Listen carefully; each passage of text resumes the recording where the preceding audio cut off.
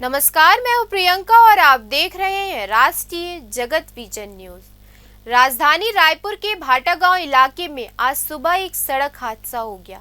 एक तेज रफ्तार truck road किनारे लगे एक खंबे से जा टकराई, जिसमें ट्रक के परखच्चे उड़ गए।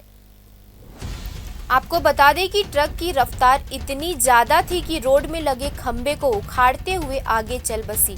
इस हादसे में किसी को कोई नुकसान नहीं हुआ है। ट्रक चालक मौके पर फरार हो गया।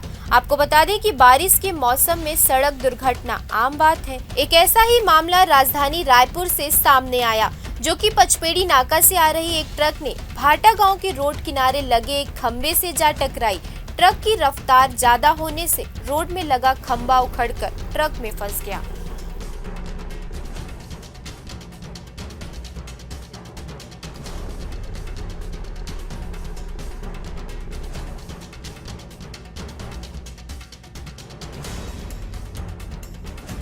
फिलहाल इस खबर में इतना ही। देश प्रदेश की खबरों से अपडेटेड रहने के लिए हमारे चैनल को सब्सक्राइब करें।